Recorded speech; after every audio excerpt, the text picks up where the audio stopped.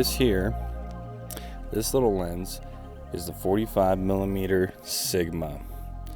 I've had this lens for a minute now, and I figured its time has come for some type of review. I figured kind of running it through its paces, both back at home and while on a little vacation out here in Blanding, Utah. I could talk about it now. One thing I do really like about this lens is how small and compact it is. So like if you're going on a hike or something, or you're just carrying it around, it's really small. It doesn't really get in the way that much. So it has a little hood that you can take off. The lens hood is interesting. It's like kind of more made out of metal. But it does its job. But once you take it off, it's kind of just like this lens is a little nubby stubby, dude. And paired with the A7C2, it's really light, really easy to just put around your neck and carry it around, even with a kid on your back or whatever. It doesn't get in the way that much, and it doesn't like flop and hit as hard, especially if you like do the cool crossover. I don't know what the heck this is called, but anyways, solid little piece of lens. And like the focal length, so at 45, it's similar to what our eyes would be. Not exactly. I know there's a exact focal point that is exactly the same to the human eye. The hard thing with the human eye is it's so wide. But anyways, yeah, I've been shooting with this thing. It stops down all the way to f2.8, and it's like you don't really need any more than 2.8, kind of my thoughts.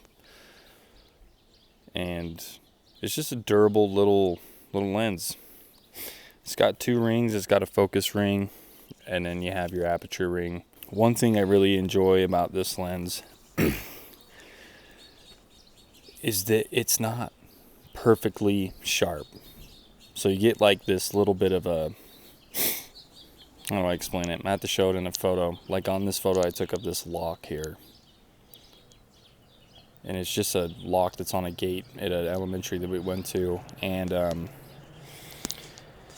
it's just, there's this like kind of blur effect because it's not so perfectly sharp that you get with the lens. And it's kind of a nice detail, subtle detail of the characteristics of the lens, which makes it unique and a little bit different.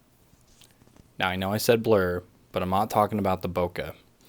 I'm talking about more, I said blur, but I mean glow. It's more of a glow that comes from the lens.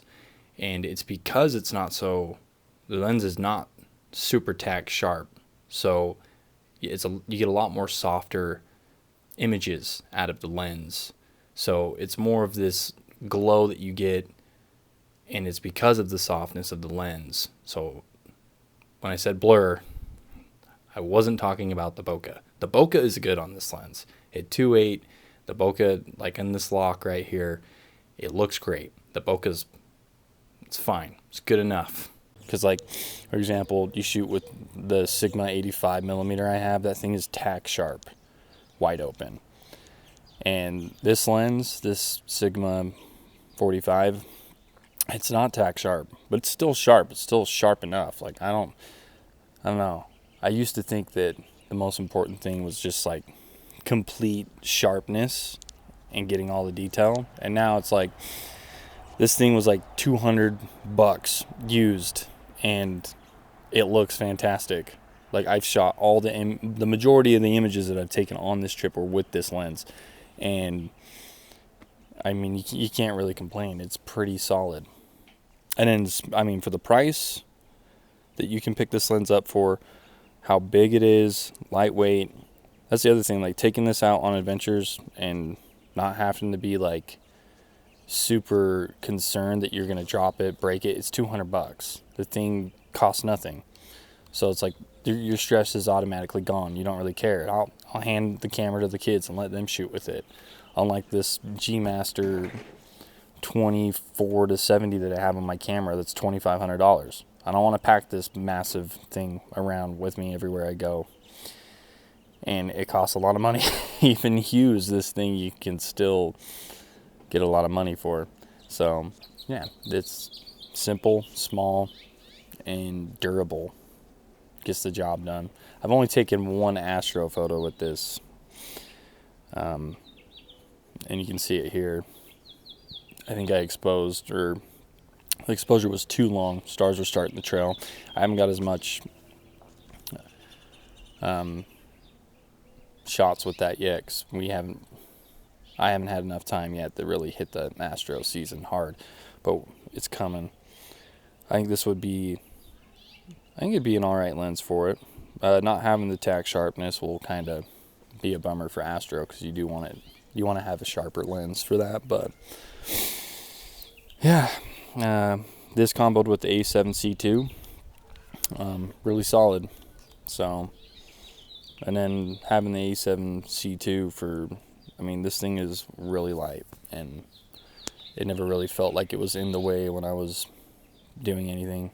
So pretty solid. But here's all the images from this trip, and maybe I'll talk over a few of them. There were a couple that really stuck out to me.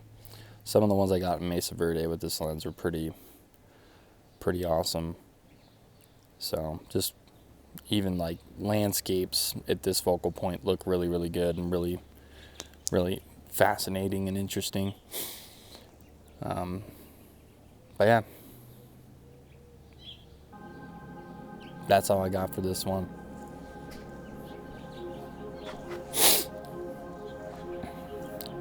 I'm gonna go now. Not that way, I'm gonna go this way.